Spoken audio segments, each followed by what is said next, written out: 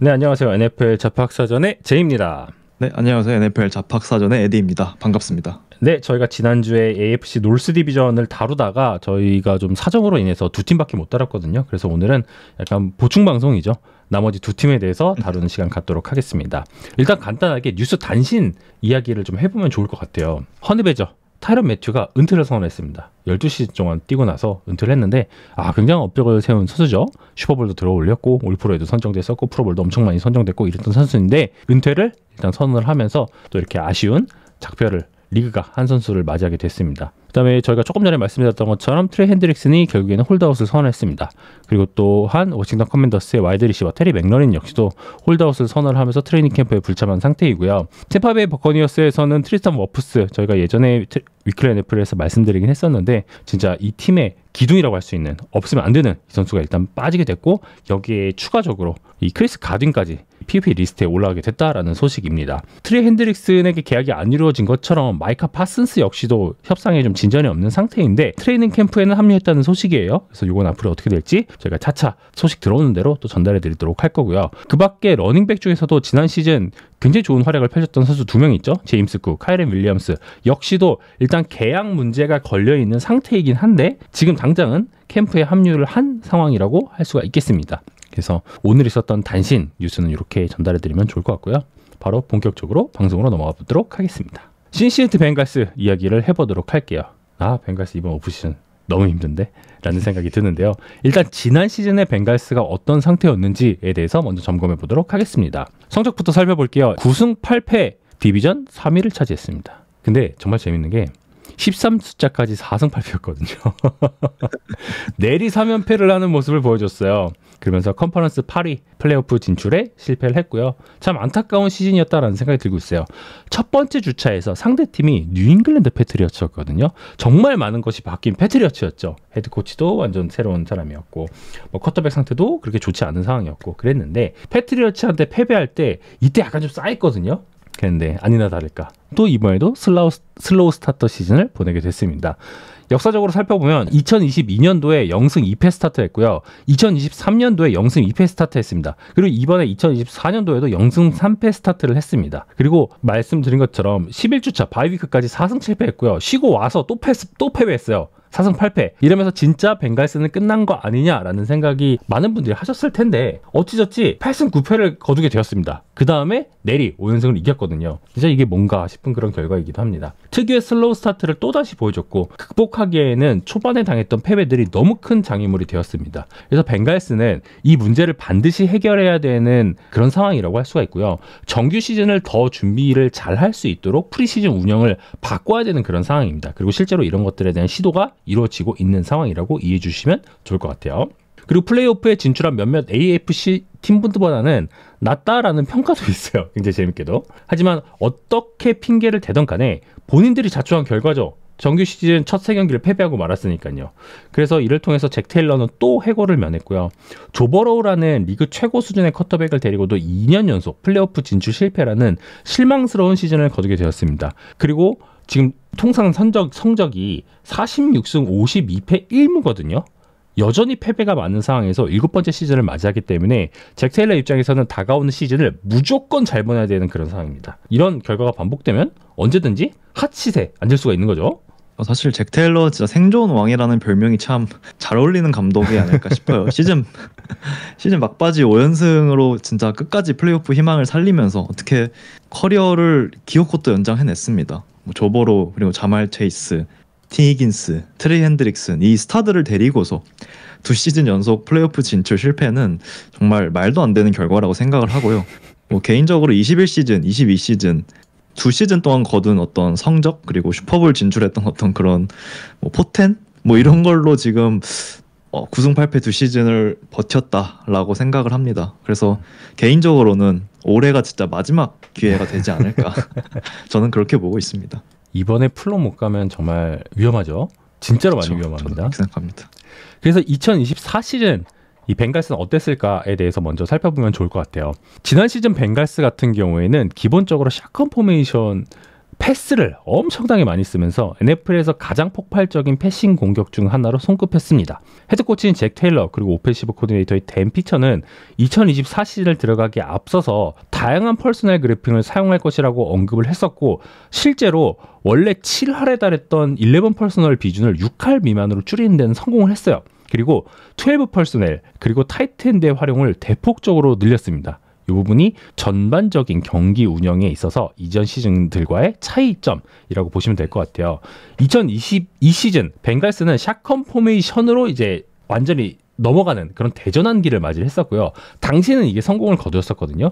그리고 2023년도에는 조버로의 부상으로 인해서 좀 롤러코스터 같은 그런 시즌을 보냈었긴 했는데 2024 시즌은 첫 두 경기부터 조금 바뀌었습니다. 굉장히 재밌는 운영이 전개가 됐는데 첫 번째 주차에서 그러니까 패트리어츠전에서 패배했을 때 이때는 단순하고 굉장히 헤비한 샷건 운영을 하다가 이게 실패를 했어요. 그리고 패배를 하면서 요거 아닌가 싶었나 봐요. 그러고 나서 2주차에 들어가서 칩스 상대로 할 때는 굉장히 헤비한 언더센터로 운영을 했는데 이러면서 또 패배를 했거든요. 그러면서 이때 갑자기 3할 미만이었던 프리스냅 모션을 막 7할 가까이 막 끌어올리기도 하고 타이트엔드 활용을 좀 많이 가져가기도 했습니다. 근데 제 딴에는 이 두 경기 패배를 통해서 약간 시즌 운영 성격이 정해졌다는 생각이 들고 있어요.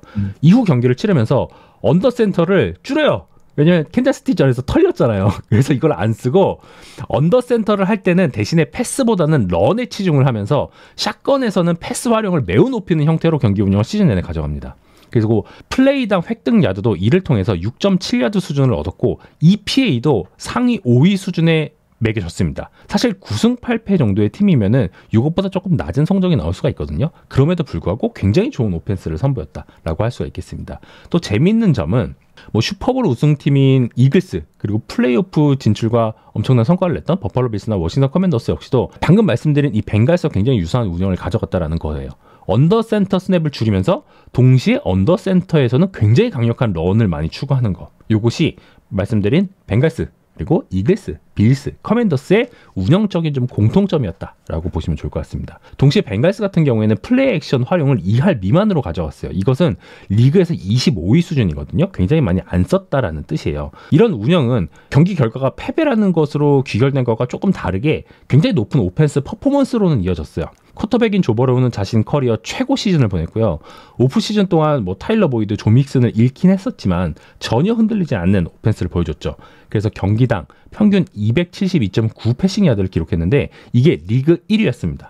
플레이오프 진출 못한 팀이 그랬고 득점 면에서도 평균적으로 27.8점을 올리면서 6위에 올랐었죠. 조 버로우가 5,000야드 달성해서 82야드가 모자라긴 했는데 진짜 4,000야드 후반을 세우면서 굉장히 멋진 퍼포먼스를 보여줬고요. 패스 성공률이 70.6%에 달했습니다. 그리고 43개의 터치다운 패스를 던졌고 인터셉션은 이 중에 단 9개밖에 없었습니다. 굉장한 시즌을 보냈어요. 타일러 보이드 없이도 이제 조 버로우는 트리플 크라운을 차지한 자마 체이스, 티 히긴스 이 두 명의 주요 타겟과 함께 놀라운 기록을 만들어냈다라고 할 수가 있고 여기에 추가적으로 마이크 게시키 그리고 안드레 요시바시 활용 역시도 돋보였다라는 생각이 들고 있습니다. 특히 요시바시 활용이 오프 스크립트 상황에서 굉장히 빛났고요. 체이스와 히긴스가 철저하게 마크당하는 상황에서도 좋은 전개를 보여줬습니다. 특히 이런 장면들이 레드존에서 굉장히 많이 나왔어요.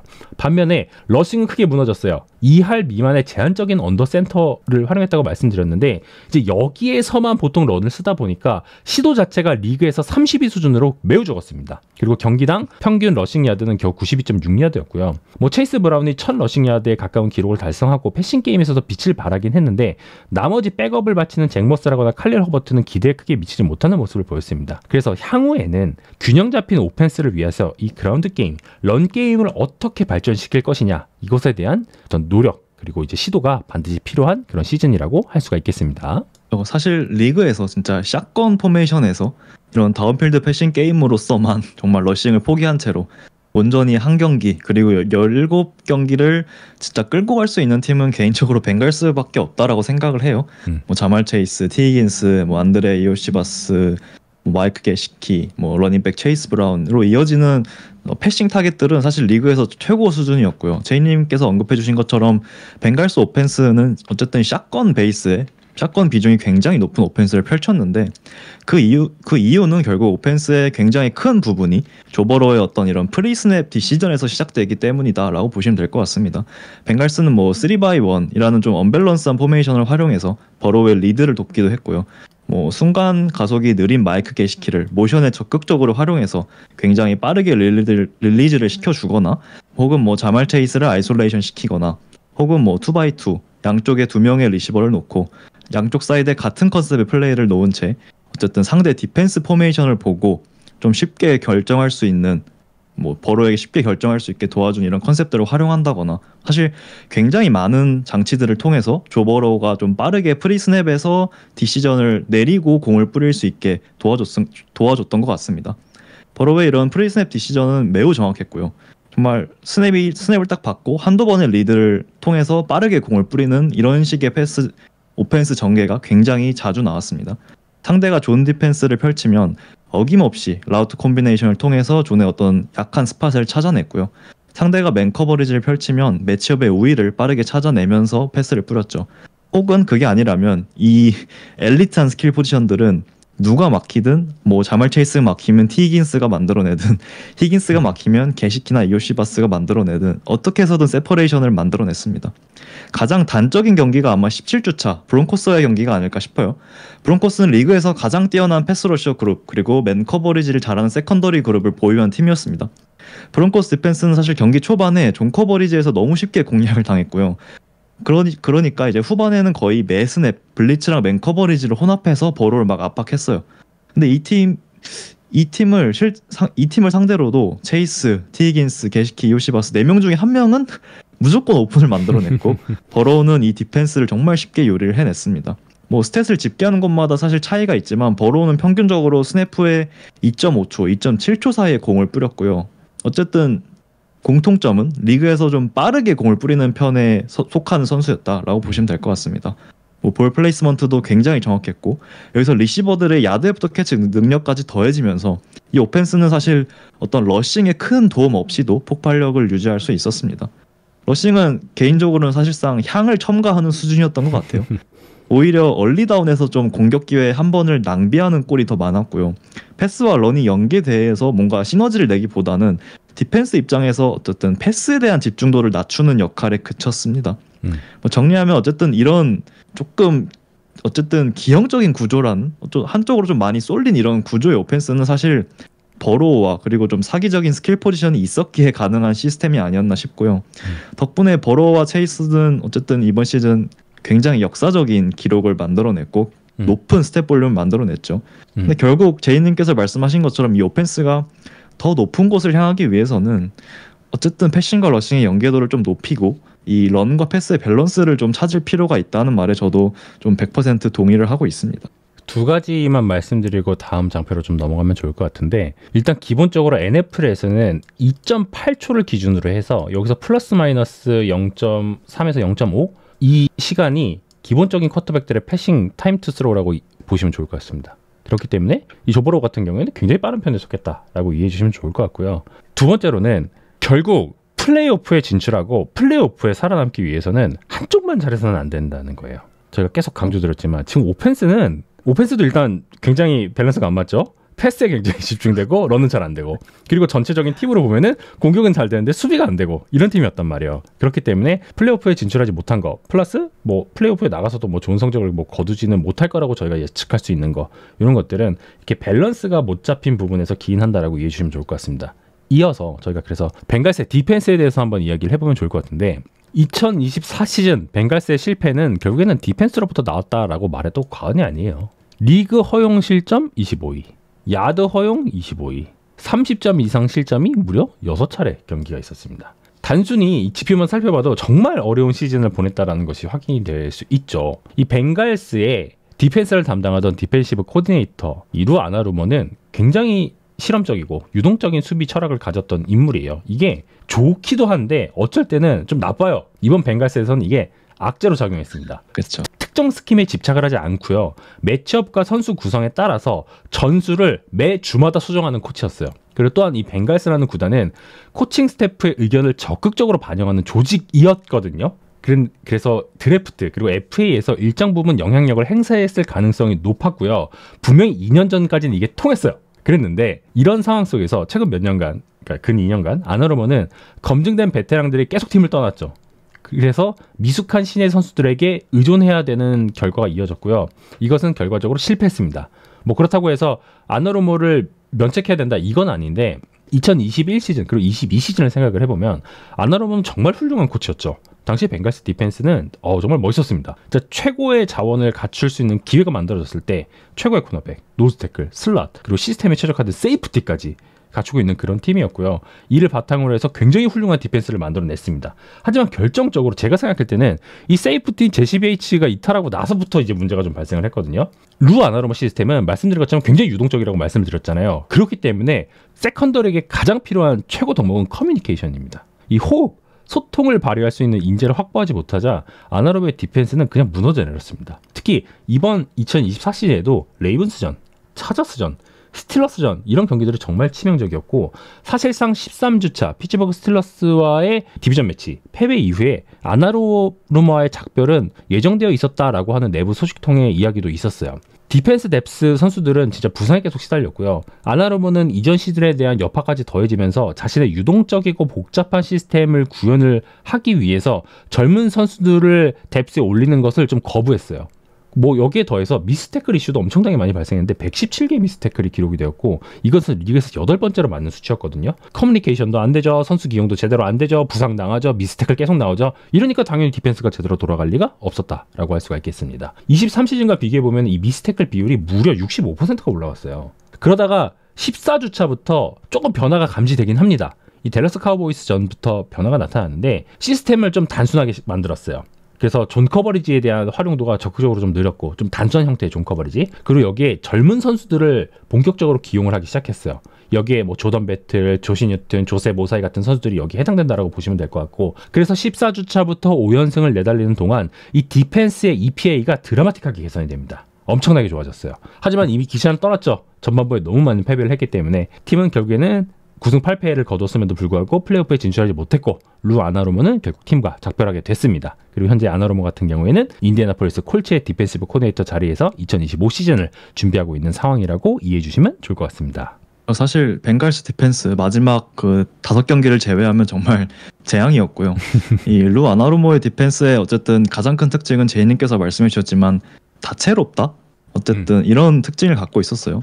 특정하게 어떤 강한 색깔을 갖기보다 상대에 맞춰서 정말 윅 투 윅으로 매번 바뀌는 플랜을 가져왔고 이게 사실 팀의 탤런트가 충분했을 때는 좋은 결과로 나타나기도 했지만 맞아요. 2024 시즌 뭐 캠 테일러 브릿을 비롯해서 뭐 저메인 프렛, 로건 윌슨, 본 벨 이런 베테랑 선수들이 전혀 중심을 잡아주지 못하고 드래프트로 계속해서 수급했던 1, 2년차 선수들도 사실 적응의 어려움을 겪다 보니까 이런 식의 어떤 디펜스 운영은 좋은 결과로 나타나지를 못했습니다.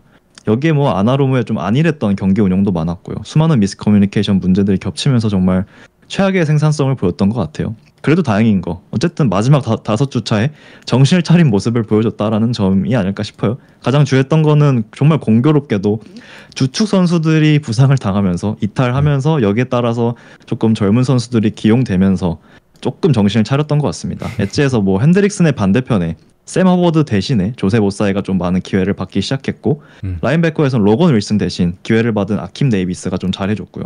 코너백에서는 DJ 터너 대신 뭐 조시 뉴튼이 그리고 세이프티 자리에선 본벨 대신 이 조던 배틀이 기회를 받으면서 디펜스가 어쨌든 조금씩 개선되는 모습을 보여줬습니다. 스킴의 단순화도 있었지만 가장 큰 문제였던 어떤 이 베테랑 선수들 나름 연차가 쌓인 선수들의 실행력에서 좀 젊은 선수들이 자리를 차고 들어오면서 큰 차이를 보였고 그래도 희망을 보여주면서 마무리할 수 있지 않았나 그렇게 생각을 하고 있습니다. 잘 들었습니다. 그래서 이런 내용들을 바탕으로 벵갈스는 어떤 오프시즌 무브를 가져왔을까? 오프시즌 무브에 대해서 한번 점검을 해보도록 하겠습니다. 헤드코치인 잭 테일러 그리고 오펜시브 코디네이터인 댄 피처는 일단 그대로 가는 것으로 결정이 됐어요. 그리고 앞서서 말씀드린 것처럼 큰 문제가 되었던 디펜스에서는 대대적인 변화가 있었는데 디펜시브 코디네이터에는 지난 시즌 노터데임의 디펜시브 코디네이터를 역임했던 알 고든이 선임이 됐습니다. 그리고 시니어 디펜시브 어시스턴트 자리에는 션 드사이가 오게 됐고요. 또한 라인베커, DL 코치도 모두 변경이 되었고 디펜시브 어시스턴트 자리에는 알 골든처럼 노터데임 출신의 마이크 문이 합류하게 되었습니다. 여기서 좀 재밌는 점은 현 드사이 같은 경우에는 세컨더리에 굉장히 전통한 인사라고 보시면 될 것 같고요. 마이크 문 같은 경우에는 DL 쪽에 정통한 인사라고 보시면 될 것 같습니다. 그 밖에도 선수단에 시즌에서는 어떤 변화가 좀 눈에 띈다고 보시나요? 벵갈스의 가장 큰 자랑인 이 쿼터백 그리고 스킬 포지션에서는 큰 변화가 없이 대부분 작년에 코어 선수를 그대로 데려가고요. 오펜시브 라인에서 약간의 변동이 있는데 이제 라이트 가드를 보던 알렉스 카파가 팀을 떠났습니다. 그리고 그 자리에는 사실 태클과 가드를 오갔던 멀티 자원이라고 할 수 있는 코디 포드가 채울 것으로 예상이 되고요. 드래프트에서 사실 조지아의 딜런 페어차일드라는 선수를 또 뽑으면서 온라인을 보강했습니다. 그래서 올랜도 브라운, 코델 볼슨, 테드 칼라스, 코디 포드, 아마리우스 밈스 이 조합으로 아마 1주차 선발이 나오게 될 것으로 예상을 하고 있습니다. 디펜스는 코치진뿐만 아니라 선수들에서도 비교적 많은 변화가 있었어요. 좀 프랜차이즈 스타라고 할 수 있는 이 엣지 샘 허버드가 이제 팀을 은퇴를 선언하면서 팀을 떠났고요. 주전 라인베커였던 저메인 프렛 그리고 후반기에 좋은 모습을 보여줬던 아킴 데이비스, 게더 다 팀을 떠났습니다. 세컨더리에서는 사실 팀의 좀 골칫거리였던 본벨도 정리했고요. 그리고 이러면서 노즈 태클 자리에 TJ 슬래튼이 합류했고 라인베커 자리에는 저메인 프렛과 아킴 데이비스 게더 대신에 이글스의 라인베커였죠. 올렌벅스를 또 데려왔고 드래프트에서 또 2라운드에 드미트리우스 나이트라는 선수까지 뽑으면서 빈자리를 메꾸는 모습을 보여줬습니다. 그리고 시즌 초반에 ACL 부상으로 빠졌던 이 2022년 1라운더죠. 덱스 힐의 복귀 또한 또 다른 영입 효과라고 보고요. 사실은 이런 모든 무브들을 차치하고 결국 가장 중요한 거는 트레이 핸드릭슨 그리고 1라운더 루키인 셔먼 스튜어트의 존재 여부가 아닐까 싶어요.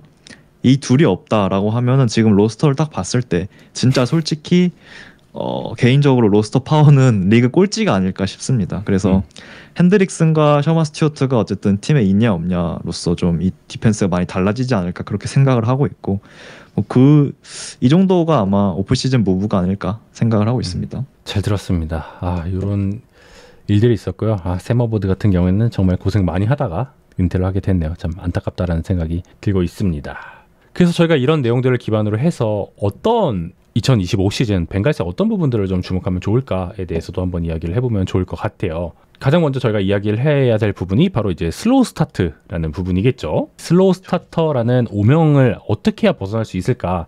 이게 단순한 징크스로 치부할 수가 없는 것이 잭 테일러 부임 이후에 벵갈스는 6시즌 중에 5시즌이나 개막 후에 2연패 혹은 그 이상의 연패로 출발을 했습니다. 이런 별명이 붙을 수밖에 없어요. 그리고 앞서 언급한 것처럼 2024 시즌 역시도 첫 3경기를 패배를 했죠. 그 가운데는 뉴잉글랜드 패트리어츠도 있었습니다.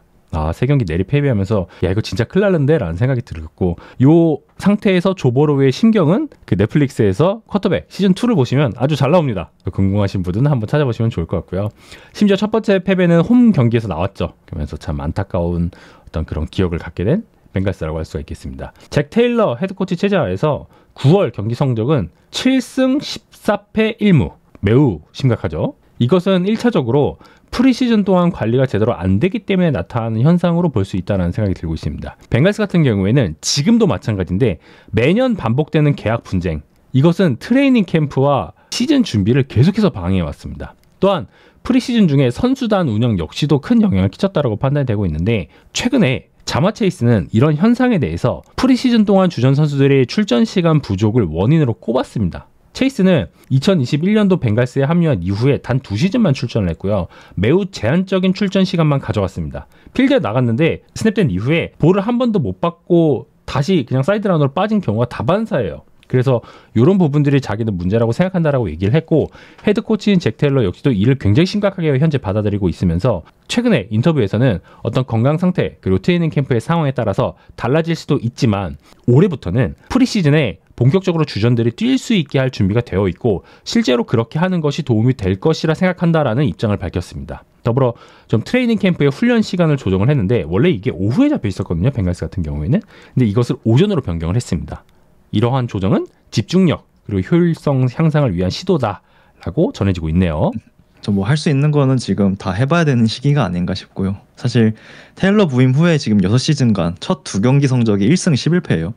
이게 슬로우 스타터가 어찌 보면 사실 후반에 꼬꾸라지는 것보다는 더 나을 수 있어요.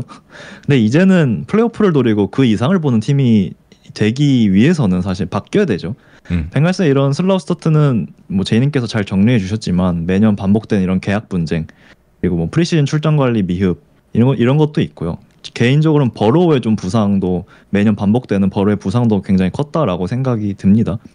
사실 뭐 이번 오프 시즌도 뭐 셔마 스튜어트, 트레이 핸드릭슨 계약 분쟁으로 굉장히 시끄러운 상황이죠. 디펜시브 코디네이터가 교체됐고 새 출발이 필요한 상황에서 이게 맞는 것인가 싶은데 정말 분명히 선수단의 영향이 있을 것이라고 생각을 하고요. 버로의 부상에 대해서 또 얘기를 해보자면 루키 시즌에 뭐 ACL 부상으로 시즌 아웃이 됐고 21시즌에는 또 손가락 부상을 당했고요.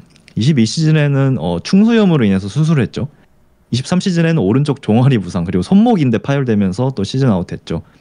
이로 인해서 이런 매년 반복되는 부상으로 인해서 그 다음 시즌 준비에 항상 영향을 미쳤고요.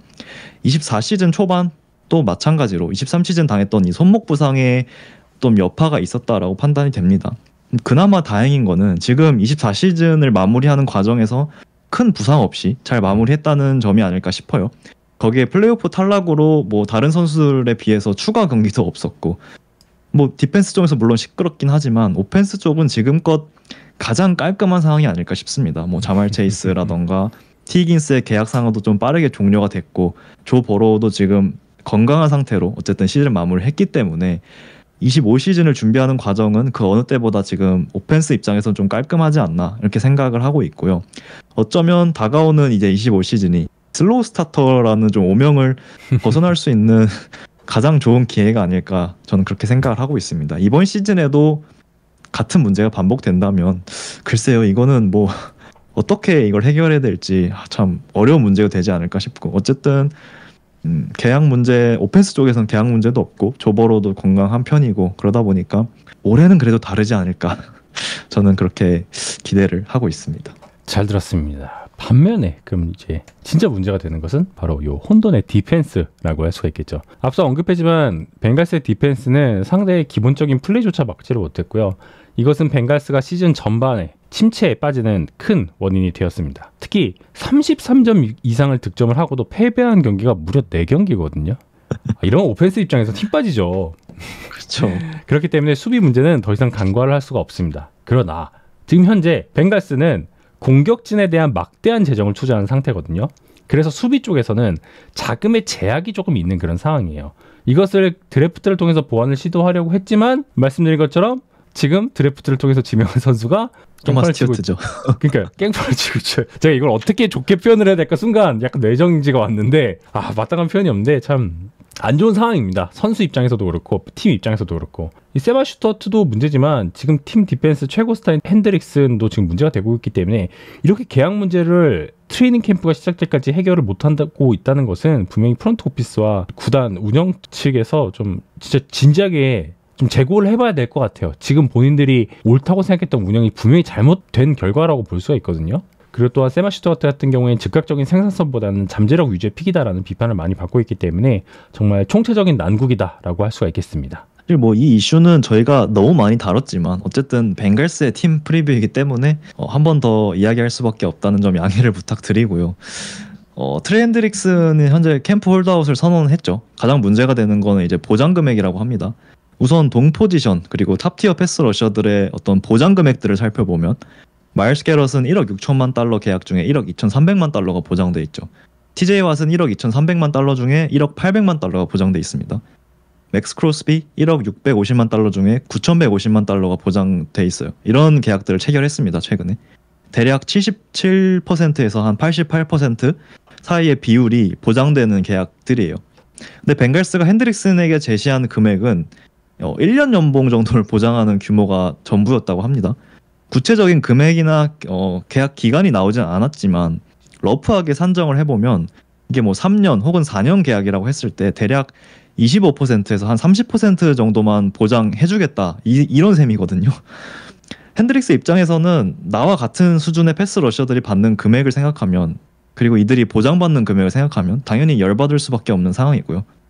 벵갈스 입장에서는 31살의 패스 러셔에게 너무 많은 금액을 보장해주는 것에 부담을 느끼고 있는 상황이고 뭐 이 입장이 이해가 안 가는 것은 아니에요.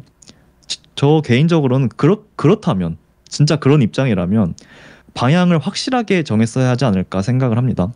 100번 양보해서 핸드릭슨에게 큰 금액을 주기 싫다라고 한다면 가장 가치가 높을 때 트레이드를 해서 상위 픽을 얻어내서 미래를 확보하고 이제 구단의 새로운 얼굴이 될 이 쉐마 스튜어트의 계약을 빨리 성사시켰어야 하는 거 아닌가 전 이런 생각을 합니다. 스튜어트와의 지금 보장 무효화 조항 그 고작 문구 하나 때문에 계약이 안 되고 있잖아요. 뭐 물론 포지션은 다르지만 예를 들어서 패커스가 사실 드반테 아담스를 트레이드하는 과정이라던가 칩스가 타이릭 힐을 트레이드하는 과정을 보시면 어쨌든 이 정도의 금액을 못 주겠으면 선수들이 가장 비싼 시즌에 결국 트레이드를 해서 1, 2라운드 픽들을 다 얻어냈죠. 이 팀들은. 좋은 예시라고 할 수 있을 것 같아요. 이 트레이드의 결과가 어찌 됐든 팀들은 선수의 가치가 가장 높을 때 트레이드를 하면서 다수의 지명권을 확보하고 명확한 방향성을 보여줬다는 점에서 벵갈스와 차이점을 보여주고 있습니다. 벵갈스 프론트는 명확한 방향 설정을 잘 못하고 있는 것 같아요.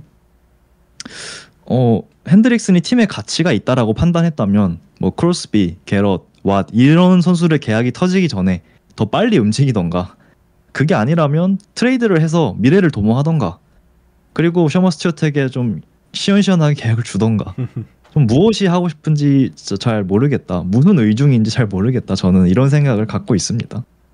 모쪼록 잘 해결되길 바라는 마음입니다. 이대로는 정말 안 된다. 그리고 마이크 그쵸. 브라운 이런 식으로 인터뷰하면은 본인이 욕을 더 먹는다라는 점 꼭 주변에서 이야기를 해주면 좋을 것 같습니다.